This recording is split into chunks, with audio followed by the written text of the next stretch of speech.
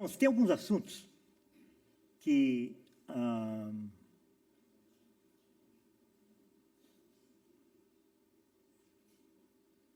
nós não sabemos. Quero lembrar pelo menos 3.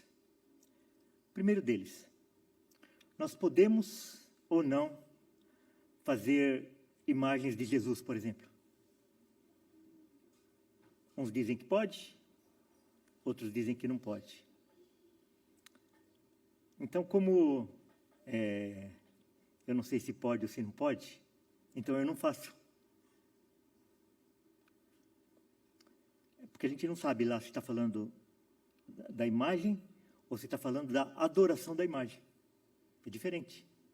Então, isso não tem uma... Mesmo no meio reformado, não é uma coisa que é pacífica. Um outro assunto. As irmãs devem usar véu na igreja?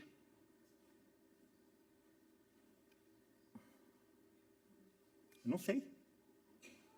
Então, é por isso que nós fizemos uma pregação um tempo atrás, e a gente tem uma palavra assim, olha, as irmãs que acham que devem usar, usem. As irmãs que acham que não devem usar, não usam. Quem usa, não julga quem não usa, e quem não usa, não julga quem usa. Ok? Se a gente tiver certeza dessas coisas, nós iríamos insistir nisso, no ensino, cobrar e tal. Um outro aspecto, terceiro. Então, primeiro é a questão da imagem, segundo do uso do véu na igreja, e o terceiro, a questão da guarda do domingo. Nós devemos guardar o domingo como os judeus guardavam o sábado? Ou não? Então, tem pessoas que no meio reformado, eles nem abastecem o carro no domingo. Tem pessoas que no meio reformado nem faz pix e nem recebe pix no domingo. Tem pessoas no meio reformado que não vai no restaurante no domingo. Ok? Mas uma coisa eu tenho certeza. Que o domingo, o dia que nós reservamos para as nossas disciplinas espirituais, ele não deve ser tratado da maneira que muitos tratam, como se fosse um dia qualquer. Porque antigamente tinha os dias normais, né? Normais, e tinha o dia de domingo, que era um dia do Senhor, o dia sagrado. Daí você começou a falar que todo dia era o dia do Senhor. Todo dia era o dia do Senhor. Só que, ao invés de nós sacralizarmos todos os dias, nós fizemos o que com todos os dias? Blasfemamos todos os dias. Então, ao invés da segunda-feira ser como domingo, a gente fez o domingo como a segunda-feira.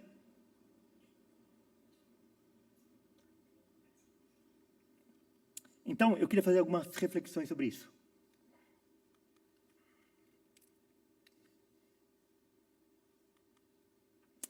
Como é que a gente se prepara, então, para o dia do Senhor?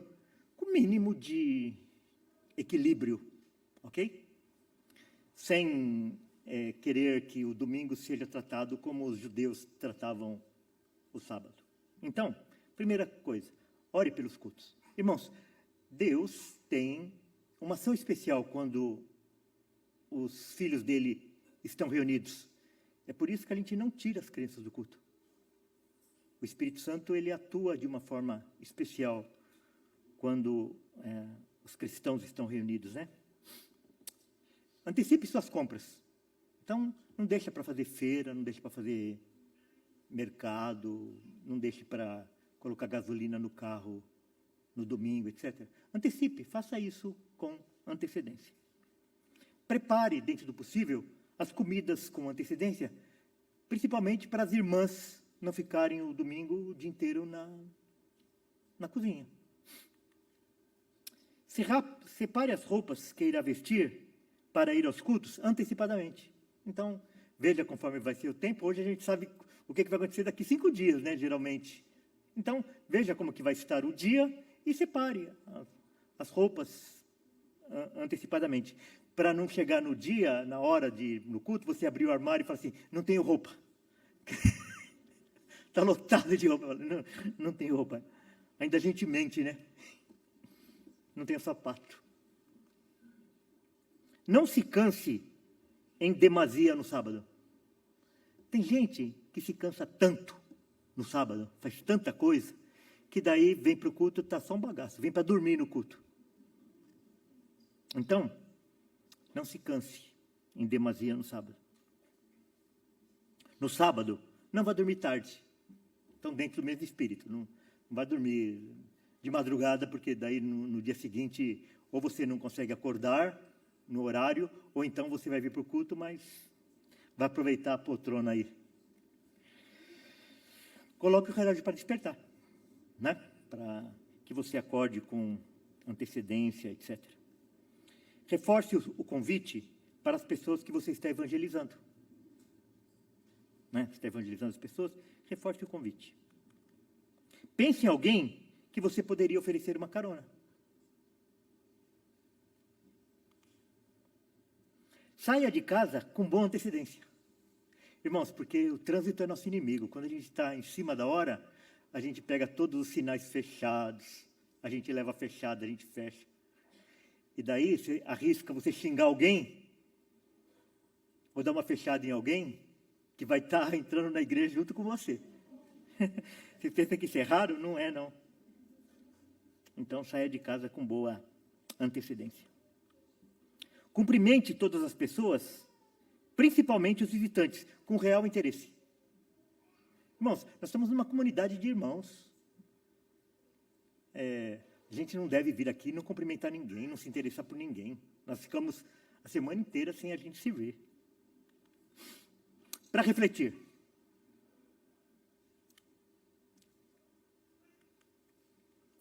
Você planeja melhor os dias dedicados às suas atividades materiais do que ao dia dedicado ao Senhor? Primeira. Segunda. Você vive seu domingo assim como os ímpios o fazem?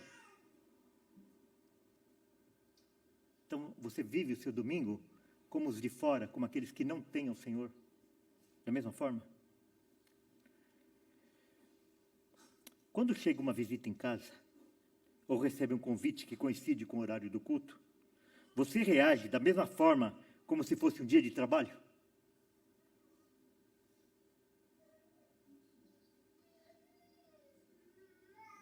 Eu lembro, lá em casa nunca chegava gente assim. E quando chegava, meu pai falava assim, vamos para o culto? Ah, estão de saída? Sim, mas vamos com a gente. Uma estratégia, né? A desculpa que você dá para não ir ao culto seria aceita pelo seu patrão ou pelo seu cliente? Ah, eu não vou no culto hoje porque eu vou no churrasco. Não vou no culto hoje porque vou buscar alguém no aeroporto. Porque vou buscar alguém na rodoviária. Porque fui convidado para um churrasco. Porque está chovendo. Porque está calor. Porque a criança está com tosse. Porque... Irmãos, a coisa mais difícil é nós transmitirmos o Evangelho para as próximas gerações. Lembra-se lá no início do livro de Josué, que se levantou uma geração que não conheceu a Josué, e aquela geração já estava toda corrompida? Então não é de agora. Então, os pais têm essa responsabilidade, e os filhos, eles leem essas coisas. Eles leem essas coisas. Eles podem nem falar, mas eles estão lendo. Que você dá mais prioridade para as coisas materiais do que para as coisas espirituais. Que você dá mais valor para as disciplinas materiais do que você dá valor para as disciplinas espirituais. Você é super responsável, você é dedicado ao seu trabalho, etc. E o culto, as disciplinas espirituais, você leva de qualquer jeito.